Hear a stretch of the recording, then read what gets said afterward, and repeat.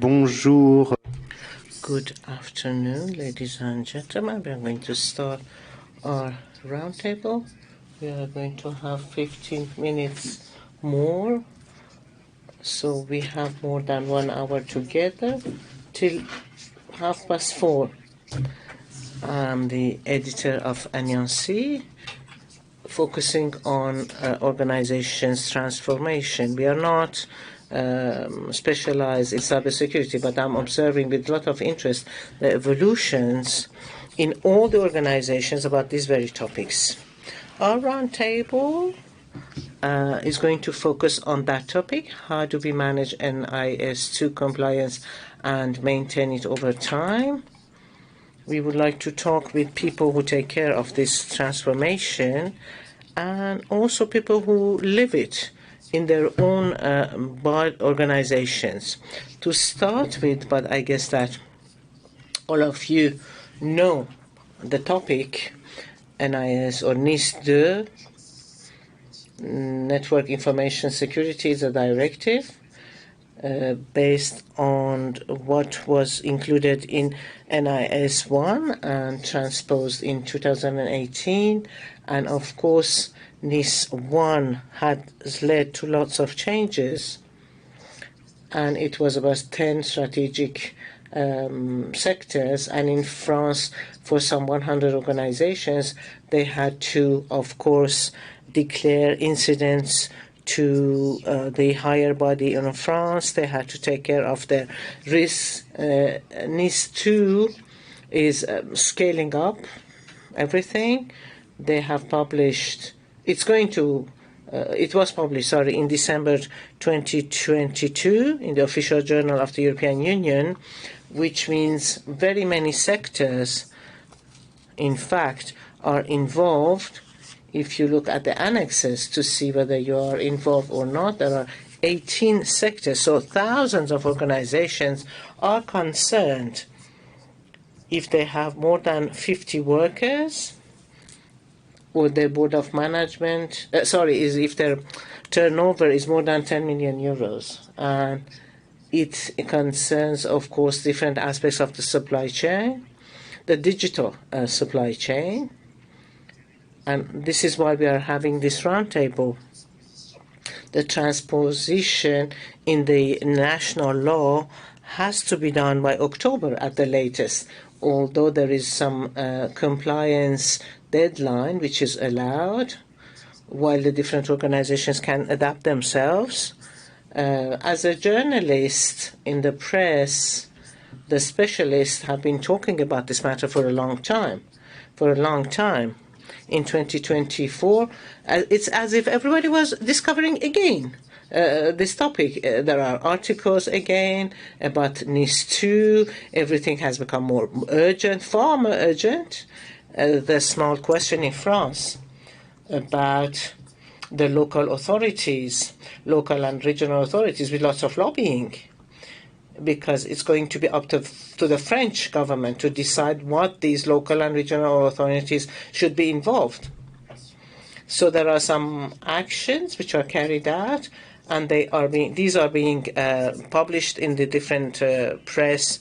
So after this small introduction, I'm pleased in order to discuss about this topic and to see how we can include our own business and the whole ecosystem around our businesses in this adventure of NIS 2, to talk with people who have to face this directly. So in this order, well, you are sitting here, a gentleman, Pierre-Marie Laure, Cybersecurity Director of Framatome, and then Sander Zeemaker, who is the Managing Director of Dyson Institute. Then we have David Murad El-Maki, and then Anthony Gonzalez, who is the RSSI of Nutrition and Health, and he's going to tell us, these are the brands which are known rather than health and food. What is interesting, actually, and to start this panel, of course, at the end of the session, we are going to answer your questions. If you have any question in the room, What is the difference between, what will happen with your organization if NIS 2 is applied? What are the changes for your organizations with NIS 2? Can you say a few words about your area of responsibility and introduce your own organization if necessary? And tell us if there has been any recent evolution in the supply chain approach that you have to face. Pierre-Marie, would you like to start? Hello, yes. I'm the Cybersecurity Director of the activities of command control of nuclear bodies. And before that, I was Cybersecurity Director of the railway in France. And then for 18 years, I was in the National Navy. I'm also a member of CESAR. And this is how I am here. Thank you very much for inviting me. The last day, the last interventions. Thank you very much for this interesting topic. Interesting, yes. Supply chain. Also, it's a novelty of NIS 2.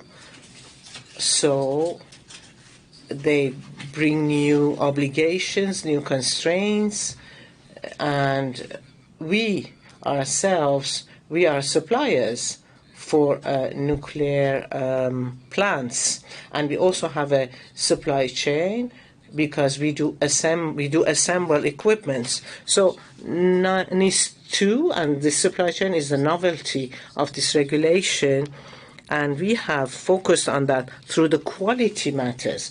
We would do the audit of suppliers, and we would be also audited as a supplier ourselves. Today we are going to have constraints and also leverage effects to also embark cybersecurity at different levels. First of all, regulatory approach. We have to have a new approach of compliance, and then operational dimension, through also targeted audits and for architectures, intrusion tests, or configuration audits to see whether there is a compliance of a service. Because I would like to tell you that the service providers do not have to comply with NIS 2, but the service that they provide has to comply with NIS 2. And also they have to put in place the arrivals, departure process.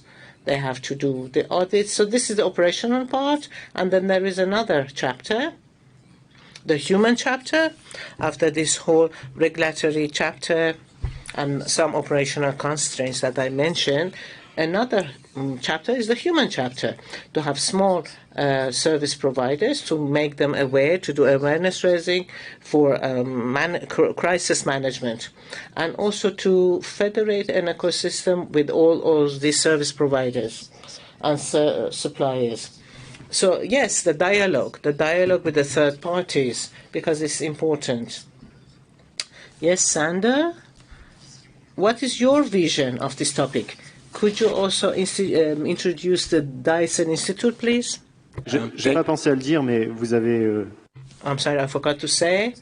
You can hear in French or English, because a part of the conference is taking place in French or another part in English. So you have headphones. Yes. Thank you, Darian. I will continue in English for this purpose. I'm the managing director of Dyson Institute. We are a consulting company dedicated to focus on the managing board in the space of cyber risk governance. Besides that, I'm a research affiliate at Massachusetts Institute of Technology in Cambridge, as well as an agenda contributor to the World Economic Forum in this space. We are dedicatedly focused on providing consultancy services, insights and knowledge to this space and translating the technical dialogue around cyber risk management to the strategic non-technical dialogue. And in this, in this space, we observe basically three changes. It's about where do you govern cyber risk management, how do you focus on your supply chain, and we see changes in the collaboration. In this day and age, we are really dependent on technology, and companies are interconnected with each other. And this makes any impact in the field of cyber risk management very significant, and has an impact not only in the technology space, but it affects your business, it affects your operations, it affects your financial space.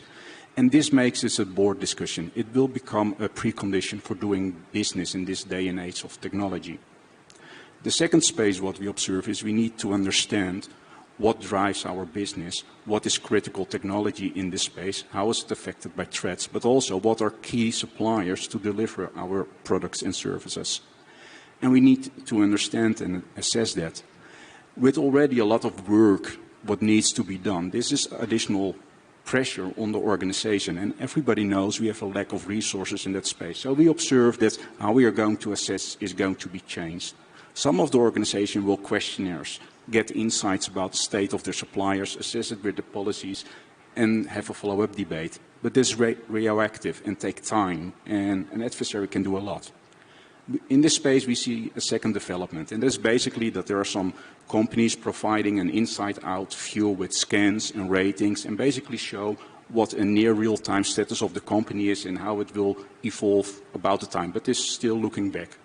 And in the near future, we expect that simulation-added techniques will be added and try to simulate what will your supplier do in the future and how strong will their cyber risk management strategy be.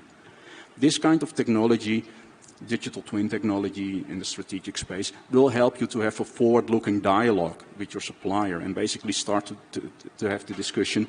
We think you need to improve in future because we're concerning that your strategy will not hold. What are you going to do about it today? And this may help to change your relationship. And that brings us to the third point. And that is basically how we are going to work together. The fact is that you need to have strong relations with your suppliers. The reason for that is cyber risk can have a significant impact on your company. And when your processes are going down, when your services are going down, what are you going to do to resolve them? Which of your suppliers are critical and need to help them to get your company back into that space? And this requires to rethink the collaboration. If you don't know and don't have good relations with your suppliers in good times, how are you going to find them when it's our bad times? And who do you need to talk to? You need to share knowledge, you need to collaborate, you need to do exercise to be prepared. NIS 2 is one changing thing. Security will not be an option anymore. It becomes mandatory if you're in that space. Okay, effectivement. Yes, this is the beginning of history, as you were saying, Sander, and about technological future, which is in front of us, actually. Murad, the interest of Intercloud for the topic of this conference and about your area of work, do you see any changes? Yes, we see it. We see the change. Yes, you know that 5 years ago, for instance, or maybe a little bit more, we started seeing everybody having some appetite for solutions, and there were decisions in different organizations to move to cloud. We saw this. It means that there is an increase, a high increase of dependency towards the supply chain.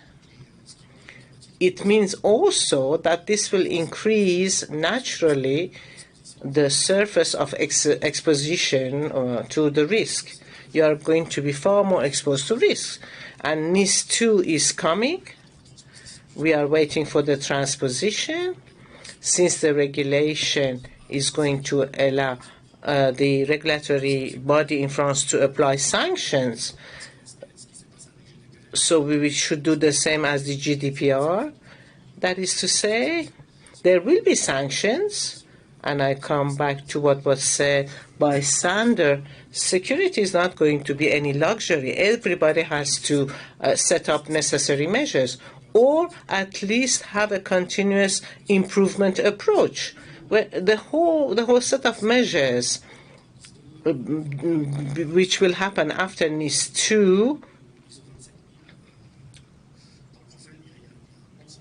There are different requirements that the businesses and the different actors have to set up in order to decrease the risks, to minimize them.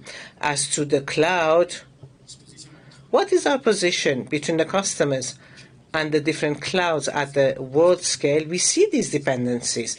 These are increasing, and of course the risks are going to increase as well. And it means that the data and applications of our customers are exposed to higher risk. So NIS 2 is something extremely important, and we do know that we have to comply with this. It will be some time. It's going to be the same with the GDPR. And as to us, we are going to provide support to our customers to show them the road to get adapted and also to adopt the law in a more simpler way. David, could you explain your organization and share us your vision about the changes which will be led by NIS 2? Before I talk about BSI and our role, for me, the news isn't NIS 2. NIS 2 is a regulation that's there for a reason. And as Morab was saying, the news here is not just about the change and the massive increase in uptake of digital services and the increased risk that comes of that. There's been a fundamental shift in cybercrime, actively targeting things like the digital supply chain, which is why the supply chain is now so critical. Before, the story used to be, if you protect all your own information and the bad guys want to come after you, they'll go through the weakest link, and that might be your supplier. Now, with that explosion of that shift to as a service and cloud-based services now, the bad actors are actively targeting that supply chain, because every time they hit that supply chain, they don't hit one company or even 10 companies. It can be 100 or 1,000 in one go.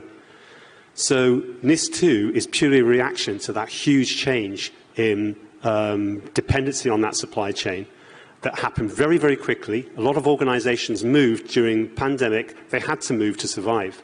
And what we're seeing now is they're only just starting to come up to speed with the issues and the risks about that huge shift. So this isn't about, for me, about, oh, we need to comply with NIS 2. It's about we need to respond to the new environment in which we're working.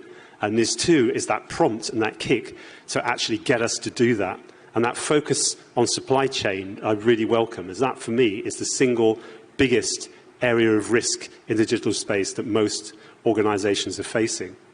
At BSI, we write and shape best practice, the global best practice for information security, cybersecurity and privacy protection, 27001 ISO standard, started off as a British standard.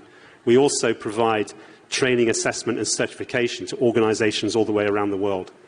So the other key issue here for us, I mean, we see organizations coming to terms with this. We see governments trying to come to terms with this all around the world.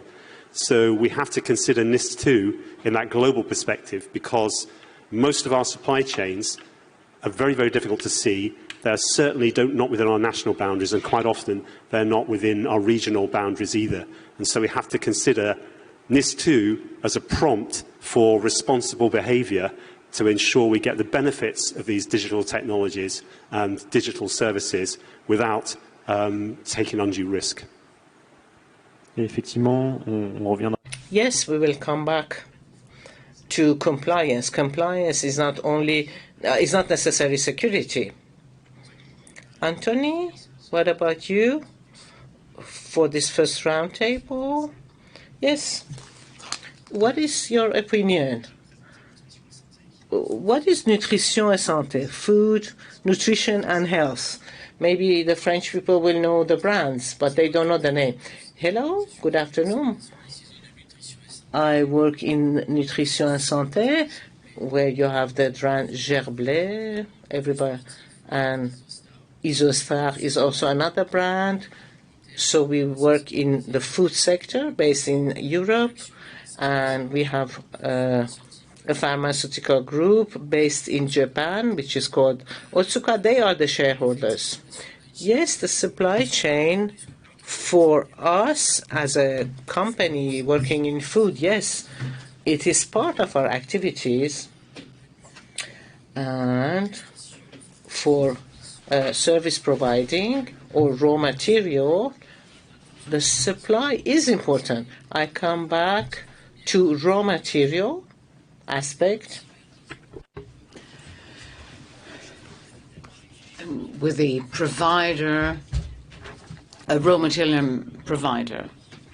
Well, because the cybersecurity attitude of a third party who provides a specific packaging for which they have a monopoly, if this provider is attacked, our production would be blocked. So we wouldn't be able to deliver our products. As far as service provision is concerned, we haven't waited for NIS 2. We have due diligence measures when we do the call for tender. We have a lot of small providers, and we can't have the same attitudes towards a smaller or a bigger provider. I'm convinced that we have to address and we have to work with all the players, small or bigger ones. So we try and raise the awareness of these smaller players with the idea that we want to share security. We try and have them understand that it's important to apply security measures that are simple and basic, just common sense, and to have, through this shared security, a reinforced trust for the whole supply chain.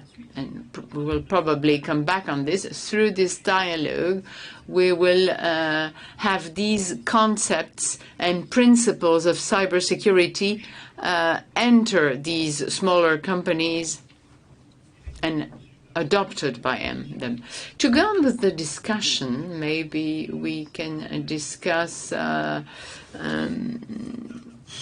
something for ISSMs.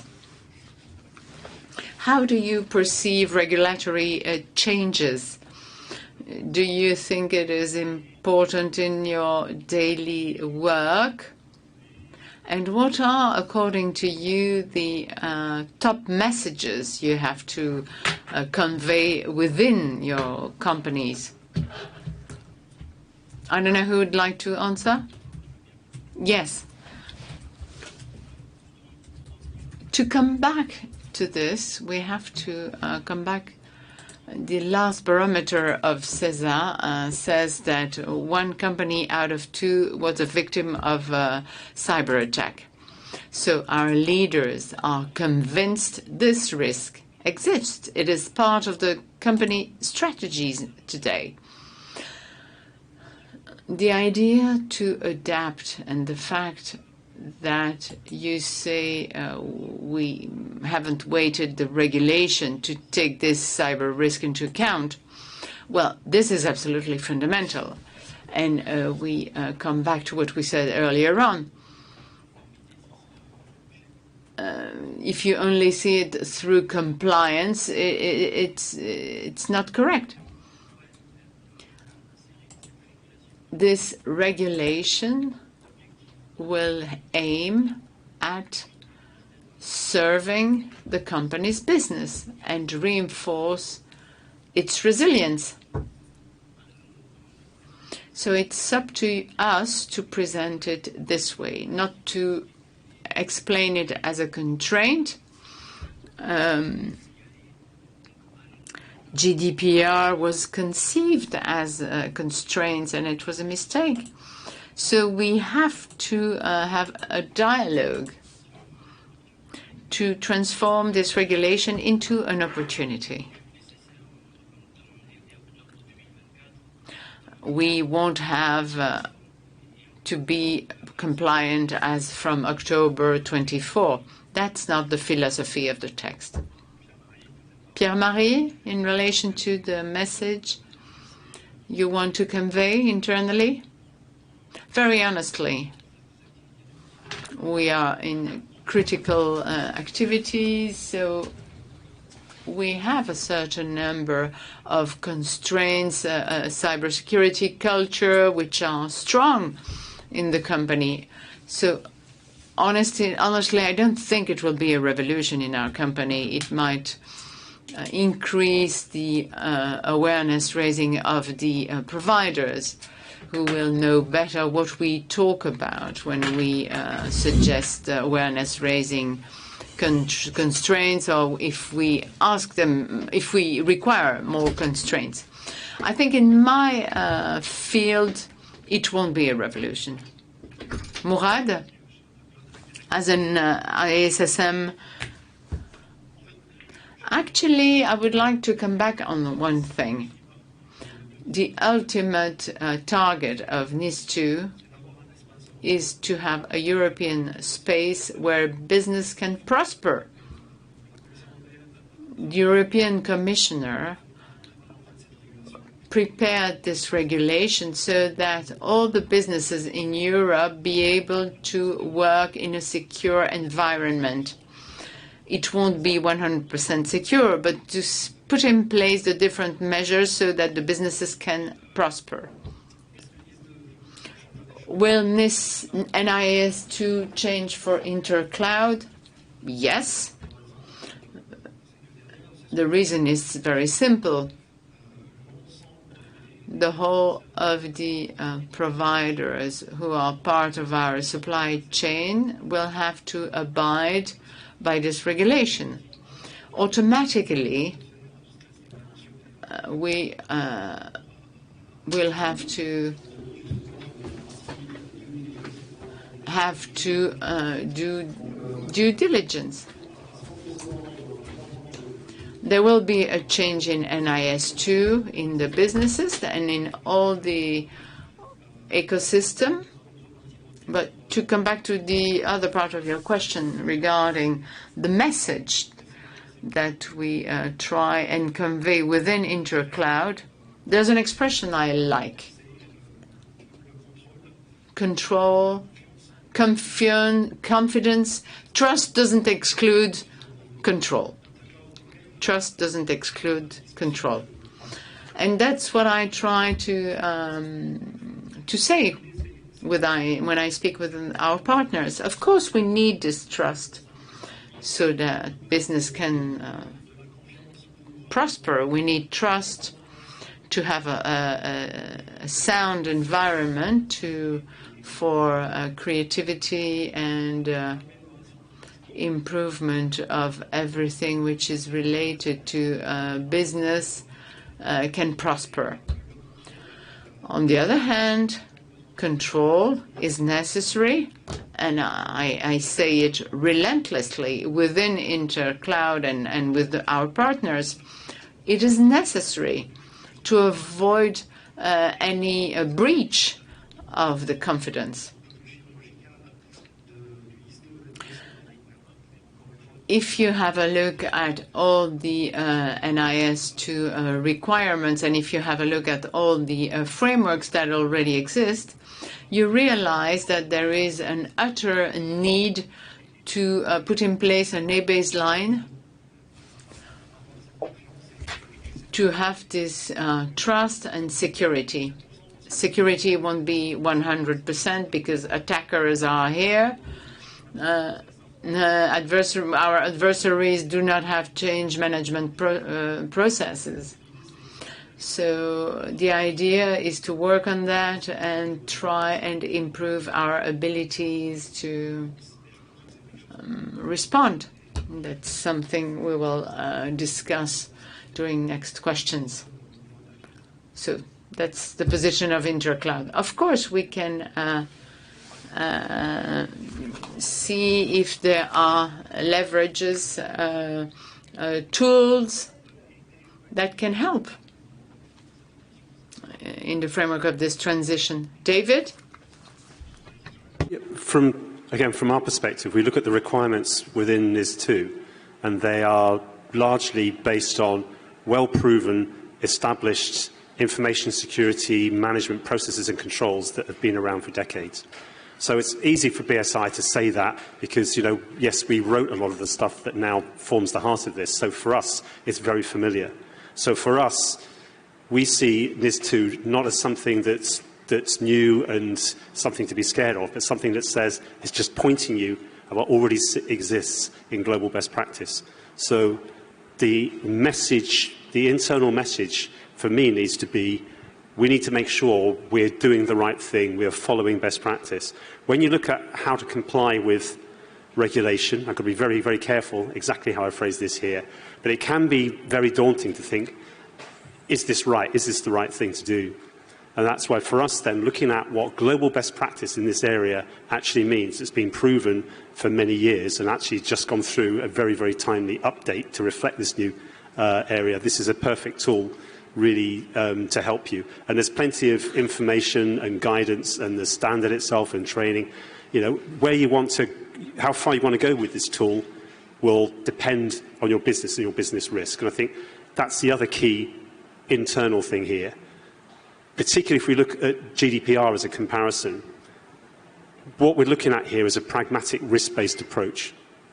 Are you going to be able to manage every single one of those 10 requirements to every single level with every single supplier you have?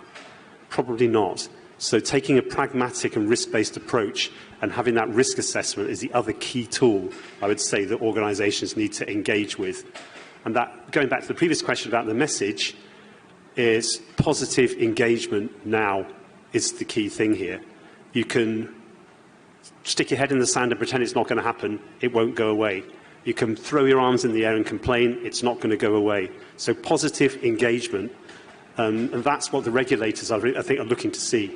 One thing I would say is if you look at us sitting here in the panel, and to a certain extent, you guys in the room probably aren't really the target of the regulation. The fact that you're here, you're interested and engaged, is great. And we've saying here that the internal message isn't a problem. For a lot of organisations out there, the internal message is a big problem. There are a lot of organisations that are way behind.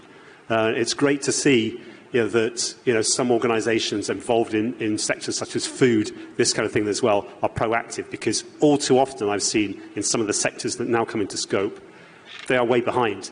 And the words that we've heard here are fantastic, but for many organisations, that's still a big challenge. So we have to see that within the whole scope of where NIS2 has expanded its aims, there are different internal messages needed for different organisations. I would suggest for the kind of organisations here, NIS2 isn't something to be frightened of. It's getting there, engage with it positively. For a lot of other organisations, it really is a wake-up call. I think there's a lot more education and awareness that needs to be done. Sanders, vous voulez rajouter quelque chose sur les messages et les outils qui peuvent... Do you want to add something on the messages and the tools that could be used? Yes, I want to make a small add-on, partly echoing and partly adding to the conversation. I think an important part of NIS2 is basically formalizing what ought to be done. I found it is a really strong focus on duty of care and what was already said about trust. And how do you trust someone? Yeah, you trust someone if they say what they are doing. They try to do their utmost best to secure their organization and their service product delivery. But sometimes when they have a problem and they say, hey, can you help me? And this is not a one-time effort. When you're set to comply to NIS2, this is a ticket to write, but you need to reassess because the world is changing, your organization is changing, your collaboration is changing. So over time, you need to rethink, am I still in sync with what we should be doing? So it is part of reconsidering and reassess if everything works as intended. And that is the conversation you want to have. Yeah, and in terms of tooling, I already said we have 3 ways of working. We have a way of doing assessments and interviews. We have automated inside-out views, and a third part is using virtual digital twin technology to do simulation and explore how the value chain will evolve. Merci. J'aimerais justement poursuivre sur la conversation. I would like to come back on the discussion you just mentioned that was also mentioned by Anthony in his intervention, i.e. the need of quality dialogue beyond what happens in the perimeter of the company or the organization. Some organizations may be very mature, but how to embark the ecosystem in the system and how to reinforce the resilience of the whole chain. Anthony, I would like you to come back on how your providers react to these changes and how do you address them to come back on the issue of trust. Well, we have three categories. First, those who say, well, NIS 2, we studied it, we anticipated it, we try and understand, we try and set up an action plan. And I come back on the risk analysis part, which is the basic. No tool will be indispensable, but mastering your risks and putting it in the right activities of the company. To come back to the notion of providers and subcontractors, those who prepare, those who wait for the 2024 top, there has been no transposition, and those who say, well, I don't live in Nice, making a word play there. So what we witnessed with providers, but also raw material providers, we see that it's a topic that is, generally speaking, anticipated because it doesn't revolution the cybersecurity, but it's just pointing what ISSMs try and express to their CEOs. Leaders of organizations have to take everything into consideration. What we are interested in is companies who are medium-sized, who do not have much expertise internally, and we try to support them through a cooperation. It's the DNA of nutrition and santé. The idea is to work over several years, and we try and guide them. We talked about ISO certifications. Of course, it's one of the criteria, but you're not set aside if you do not abide by this. But it's a good basis. It shows an involvement of the CEO to take on board cybersecurity and to put value on these aspects. As far as small providers are concerned, we use best practices. We try and explain them the biases that can be with staff, so something very important. As far as awareness raising is concerned, I would like to come back on this, saying, well, I hear very often we tried everything as far as awareness is concerned, but the advantage is something you do in the long run. If you make a campaign, well, 2 years afterwards, you will have to do it again. It's one of the fields, from my point of view, in which you have to invest as much as possible. That's one of the advice I often provide with SMEs. Please raise the awareness of your staff, make comparisons to try and embark them. So that's how we envisage our providers, subcontractors. I think that's a fantastic approach to take in general with your supply chain. But you will find, particularly in the increased number of digital services that we use, there's going to be organizations that are either too big, too distant, and very, very difficult to engage with like this. And this is where we start to move towards a business decision here, because a lot of these services are very cost effective, they're very agile, and from a business perspective, they're fantastic. But if you're not able to engage with them in the way that Anthony was just mentioning, and they're not engaging on NIS 2, what do you do? And I think it's a very important point to be open about here is some of these services is going to become a business decision. It's not going to be a technical, an ICT, a cybersecurity decision. We just can't get anywhere with these guys. What can we do? It's something that needs to be elevated to the board level here. This is a business risk. This company provides us with fantastic, cost-effective, agile services, but they're either too big to listen, too distant to listen, and we're potentially exposed here. This now becomes a business risk, not a technical risk. It's very, very important, I think, that we realise there's going to be a scale. There's those who engage completely, those who maybe need encouragement, as you say, and help, but there are going to be those that fundamentally don't. And then it's going to have to be a business decision about how you manage that risk. So I think that for me, is one really key point to be open about here. Pierre-Marie, vous retrouvez? Yes. Do you agree with Anthony about the level of maturity of suppliers? Yes, yes. To come back to the quality of the dialogue that you were mentioning earlier on, there are different approaches. It's a formal one, as I was saying, through audits, through facts, more formal one. There can be a soft power approach also, and this can be awareness raising. You say so, but it requires a whole work, a permanent work, and you have very many different stakeholders, and there are big ones, for example, the legal aspect, the contract manager, the insurance company, the buyers. So there are a whole set of stakeholders to embark. Another way of reinforcing the quality of the dialogue, it could be through the crisis management, just to get trained to manage your risk. It's not very expensive. It means lots of being very humble.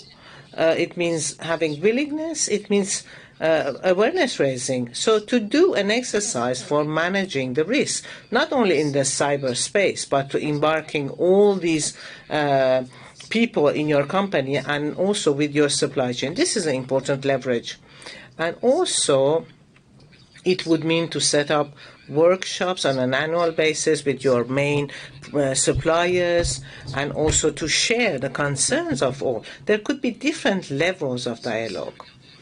And you have to look at this according to NIS 2. This is a progressive approaches between the important entities and the essential entities. It depends on the sector activity, the number of workers, and the you have this progressive approach, and the core is not going to be the same for an important or substantial business. Maybe the hygiene may be based on the continuity of the activity. But for an essential entity, it means risk analysis. Risk analysis, the way you see it, about EBIOS method, we are going to focus on the critical stakeholders. And among them, you have the suppliers. We are going to have this refined approach. We are going to do certification of systems and also the management of all the lists of people. If there are interconnections, what are the procedures and the crisis management, and also the control of the third parties? Do we have the same reality in the cloud and digital ecosystem? Mourad? Yes, totally. Yes, absolutely. Yes, we agree with Anthony about all these different categories. We have this on a daily basis. And the use case mentioned by Pierre-Marie, there is one element that we should not forget. When we have to answer, to respond this kind of regulation or any other framework, there are technical approaches, there are organization-based approaches, there are different approaches. So then we have to have different kind of measures. When you want to certify 27,000 framework or SOC 2, I would like just to focus on the technical part, on the technical dimension. I think that most of the points were mentioned by you, Pierre-Marie. Different tools to have the whole ecosystem to be safe, including the supply chain, because they take care, all of them, for designing this safety parameter. At NIS 2, we have to cover or to use the services coming from the supply chain. When I talk about the technical dimension, there is a buzzword which is used during the last months is zero trust. Each one has their own understanding. There are different implementations, different philosophies, different schools, different understanding. You always have to come back to the basic needs, to the baseline, and to apply a need, very simple one, that is to say, the need to know. And we have to set up area segmentation, to use protocols, advanced protocols such as Cyan, that can be used also in the framework of the different discussion, technical ones with the supply chain. Of course, another point was mentioned by Anthony and Pierre-Marie and David. This is something which is extremely important. It's a recurrent work, and I think that even the national education should take this into consideration. There should be small courses to our children. It should be part of the school curriculum to prepare them to their professional life and to avoid for people to use lots of energy to make them aware, while they could have done this before. A small remark, I would like to come back to one point mentioned by David about the fact that, and this is a use case that we do have, we have businesses who do not have anybody who takes care of their security. They can have very sensitive services, and we cannot not use them. We must use them. So the idea is very simple. Let's come back to the basic elements, to the exercise for risk management, and try to transfer the risk or to minimize it according to the means that we have in our hands. It doesn't mean at all that you should exclude these businesses. This is part of the economic group, the economic cloth of the country. You have to provide them support for them to be mature for their security. Thank you very much for this focus, because a major part of the problem is they are part of this critical value chain for the bigger businesses. Sander, would you like to add something? What about compliance to do security with the third parties? Well, I think there's already said a lot, but I think really something what is going to rethink how we are going to collaborate. If you have a small entity critical to your organization that cannot afford the security needs you have. I had one client in my portfolio, and they basically started to share security services of them to that particular small company and leverage their security posture. In a way, it was secure for both companies. And this was a whole new way of thinking how you collaborate and how you should do business. And this might be an example just to rethink what you can do and how it involves business decisions. And second element, what is really important, is when you look at the NIS 2 regulation, you have duty of care, you have a reporting part, but you also need to be ready. You need to have plans in place when you have problems in your organization. And then it's the question, what do you do to train them? And it's not training within the value chain and on an operational level, but did you do a cyber range exercise at the board level? Because when you have a problem, a lot of dimensions will be impacted. And you need to organize across the whole organization, engage with your stakeholders, your customers, see if alternative processes and services delivery become in place. That is huge. And usually people think they are ready, but when it comes to problems, you always see that you're missing some of the spots. And this is really critical to do those exercises. Peut-être effectivement on pourrait faire un... Yes, maybe a round table about the piece of advice that you would provide to a service provider, to the supplier. One item that they should be very careful, vigilant, that one point that you would like them to, that you would like to draw their attention. Maybe it could inspire others to imitate you, Anthony. Access. Strong authentication. I think that this should be really very important. We should not wonder about this anymore. There are too many service businesses that say why they don't set this up, because it bothers the users, etc.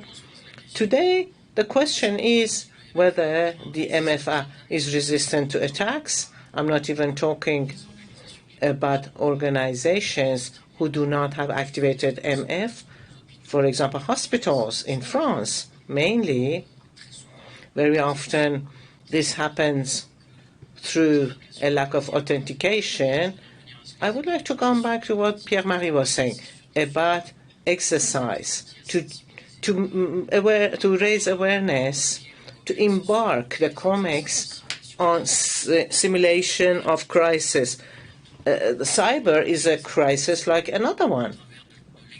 And to do simulation exercises each year, every 2 years, to be humble, of course, in the cyber dimension, we should get prepared. We have to identify the proper people. We have procedure. We have to ask ourselves the proper questions, to update the emergency lists, and maybe to have another possibility to use another kind of way of sending messages. It should be adapted to the organization with very small companies or SMEs. David, would you like to share a piece of advice? Yeah, thank you. In some ways, I would like to talk about the best practice, but I've kind of gone on about that, and that's our kind of core thing. The one thing I want to mention that hasn't really been talked about today is in depth, I think is probably the most risky area when it comes to NIS 2, is around the vulnerability and incident disclosure.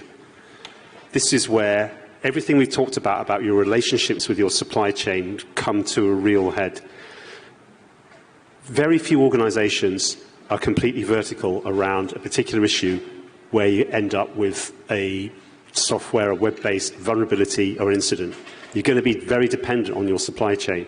So if there's suddenly a mandate to report in a fixed time frame, it's not going to be down to your organization. It's going to be down with your relationships with your supply chain around that vulnerability and disclosure and vulnerability and incident disclosure. So that's coming in as part of NIS 2.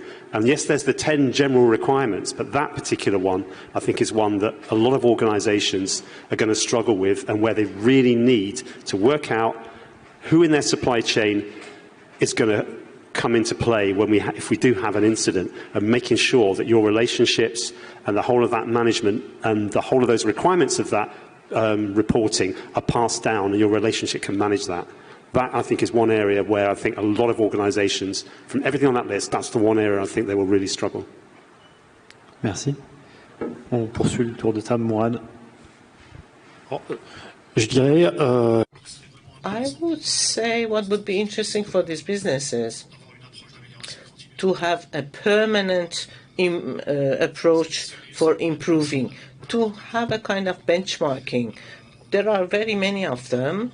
To have it, to have motivation, to motivate their teams, and to work on it, to have deadlines, and mainly to have this permanent approach for improving. You cannot be 100% safe. The attackers are listening. They are going to attack. They are going to try to recover your information of your business. And this was mentioned by Anthony and Pierre-Marie. You should have exercises, crisis exercise. It's not an approach of 10 years ago. You say, okay, we could have a CapEx, and it's going to be very simple for our teams. No problem, we can sleep. This is not the case anymore. Even if you have the maximum level of CapEx, the attackers are very determined. They are going to find means in order to enter your information system. So the teams have to be trained, prepared very well, and to have this reflex, they have to answer, to respond to these incidents. If I don't have incidents today, it's tomorrow. So there is a need to prepare people in their minds and the teams to really become defenders against these adversaries. So permanent improvement, and they have to be all the time improved, all the time on a permanent basis. Therefore, they can improve their level of security in these businesses. Sander? I think one important element is to consider is you don't compete on security. If you have, be open in the supply chain. If you have a need for help, ask and see where you can collaborate. If you have insights that are really important for vulnerabilities of potential attacks, share it within the community. And if someone is reaching out to you in the supply chain that asks for help, help that organization or person, because it's a collaborative effort, and this might change. And maybe some parts where it comes to the legal part, where they say the secret you don't come to share, this will be an internal discussion. But I think this needs to change if you want to secure your processes in a collaborative way. Oui, ça marche assez mal. Yes, it doesn't work if you are alone for cybersecurity. It's a collective game somehow. Yes? Yes, for the different solutions, after what has been mentioned, to manage the vulnerability, the MFA, training, exercises. I have experienced that. You have to have a confidentiality policy. It's a very good exercise. It's not based on technology. You have to do very rapid risk assessment, for example, RRA, rapid risk assessment, RRA. In a workshop, you have 30 minutes. It's based on data, on the value chain.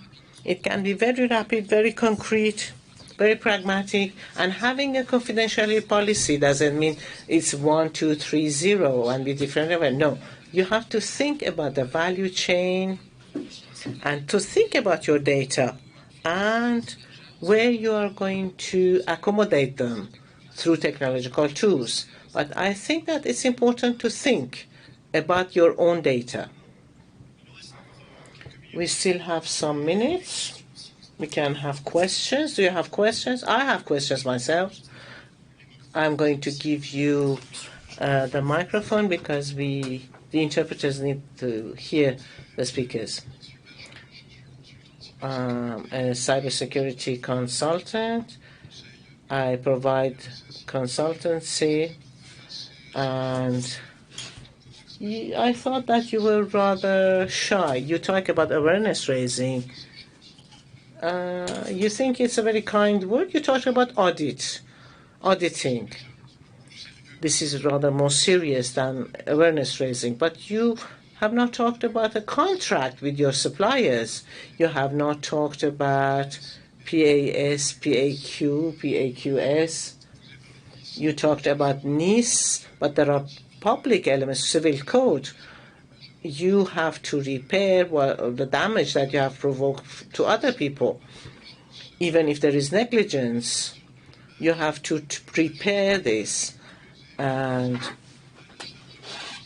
you have to take care, for example, the suppliers of a business, or even if you have to take care of damages carried out by your own children.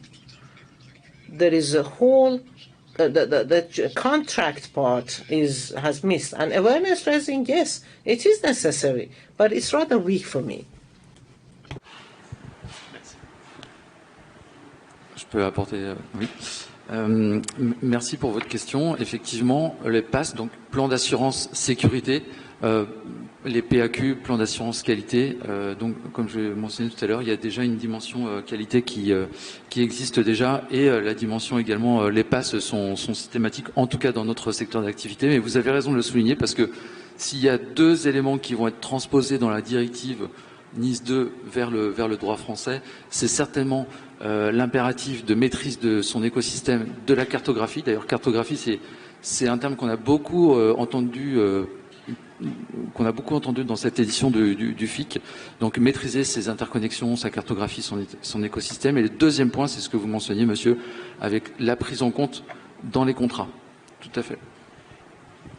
Anthony, sur la partie contractuelle vis-à-vis de vos fournisseurs, c'est traité comment?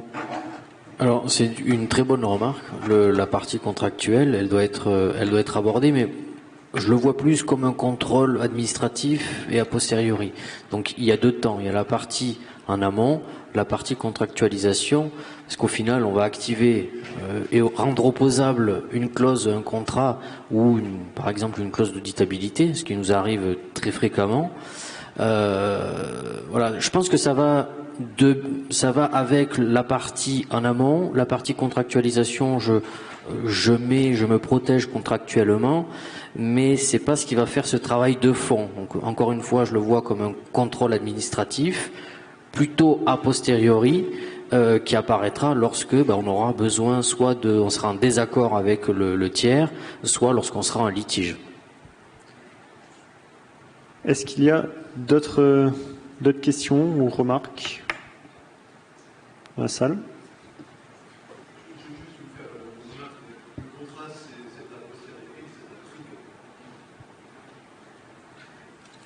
Vous aurez sans doute l'occasion d'en discuter. On pourra en reparler, je suis pas sûr que ça passionne. Juste rebondir sur votre question. Bon, déjà, merci pour votre question.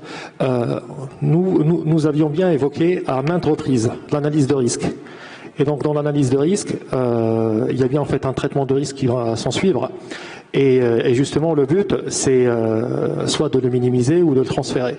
Il se trouve que justement, la partie légale, contractuelle, elle fait partie de cette analyse de risque. Donc, bien que ça n'a pas été mentionné clairement, ça faisait partie justement des points évoqués. Donc c'est quelque chose de très important, bien évidemment, et c'est quelque chose qu'il faudrait prendre au sérieux, et donc c'est quelque chose à mon niveau, qu'on met déjà en place et qu'on suit rigoureusement. Pas d'autres questions? Moi, ça m'évoque juste un... Sorry, I was on the French channel. I hope you could hear what it was just said. Okay, I had an exchange with other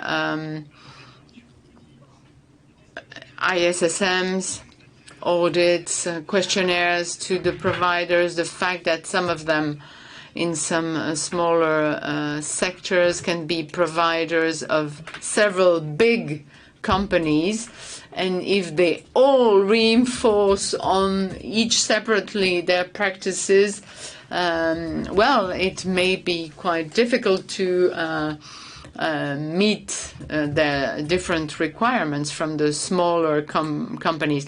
Would there be an interest in a coordination between bigger companies, at least in the form, in order to make these smaller providers' life easier and avoid, if I simplify a little bit, if they just spend their time answering your requirements or meeting your requirements and then these of other companies?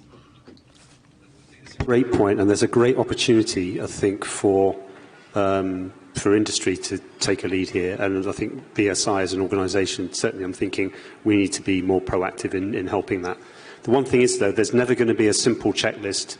You do this and you're NIS2 compliant. There's always going to need to be a certain element of a kind of a subjective and approach needed, and an individual approach needed.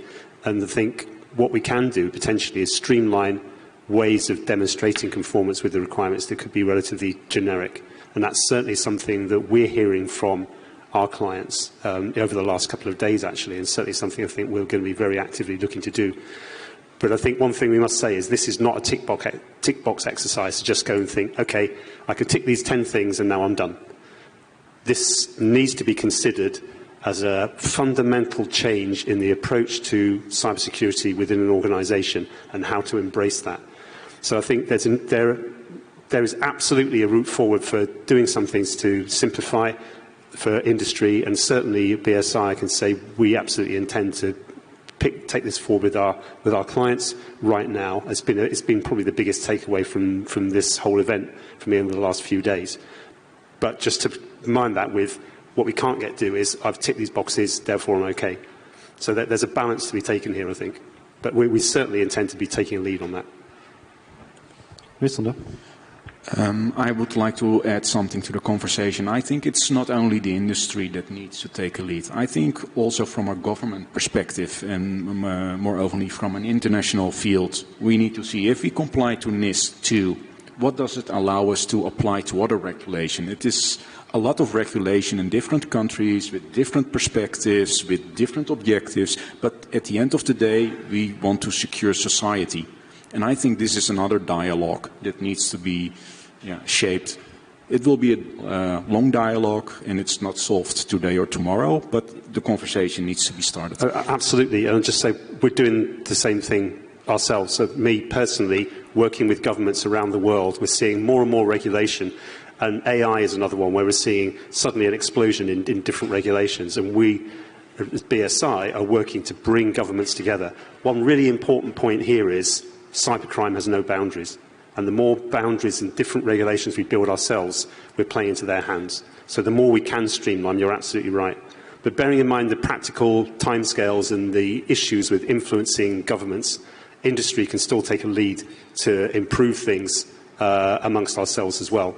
But you're absolutely right. I was presenting at Mobile World Congress in Barcelona, and there were a whole range of governments there talking around their new policies around supply chain management and cybersecurity.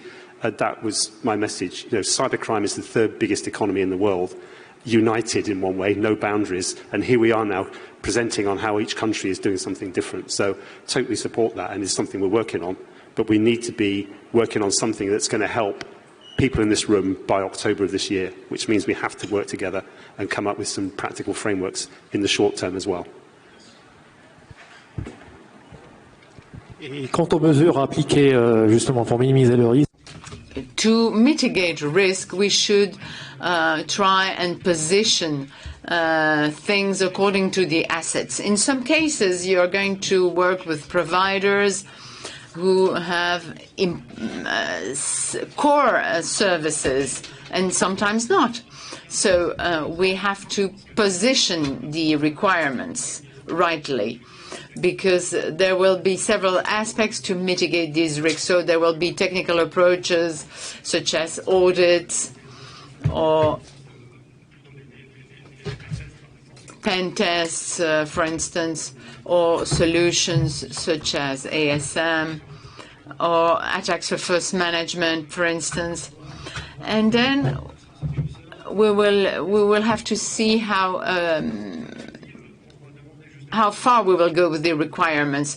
Shall we have access to information within the provider system? But this can only be done if we come back to the basics and we make the inventory of the assets.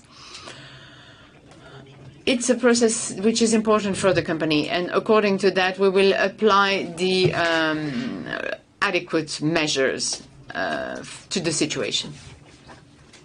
Someone told me that NIS 2 was not only a regulation, it was also an opportunity to build a collective cybersecurity and to think out of the box about information sharing, practice sharing, and to have it and to make it go out of a closed perimeter. Maybe a last conclusion for each of you. if there is one message you want our public to remember. Thank you so much for this topic. NIS2 will come before October 24 in French legislation. 58% of companies in France are involved in this supply chain topic, who forces us to think out of the box. You know that Target, which is a compromise that affected a big American company, distribution company, compromission comes from a air conditioning. That it was a problem for this company. I have nothing against this company, but we have to think out of the box. Sander? What I want to give the audience is, one, cyber risk management enters the board, so you need to have a discussion from a business, operational and financial perspective, how it can impact the organization. Second element is there are several ways how you can assess your supplier and corporate landscape. But you need, whatever you assess, you need to continuously assess it, because the world is going to change. And the third element is you need to rethink how you are going to collaborate, not only in the good times, but also in the bad times, and how you can help, share and learn from each other. De façon très succincte. Trust does not exclude control. Many monitoring measures are important, internally, externally, a control of the whole ecosystem. That's what I think. As I said at the outset, the news here isn't NIS2. The news here is the risks to your business have fundamentally changed, and this is a wake-up call to engage with this positively, to ensure that your business is suitably leveraged to capitalise on the fantastic benefits digital technologies can bring without exposing yourselves to the risks of the third biggest economy in the world, cybercrime. Alors pour conclure. To conclude, I would say that through NIS2, as we saw, well, you do not have to see it through the compliance angle. Nothing is new in terms of risk. We see that cyber risk is part of the top 3 or top 5 of the risks for top managers. I think that this implementation should be adapted to all organizations, and the mindset of the French regulator, the philosophy is not to be very strong on people who would not be compliant in October 24. This directive should be seen as an officialization of the cyber risk as a strategic risk for all the actors in Europe and in France. Thank you so much to all of you for for this discussion. Thank you to the public. Thank you so much. And don't hesitate to discuss with our speakers if you have more.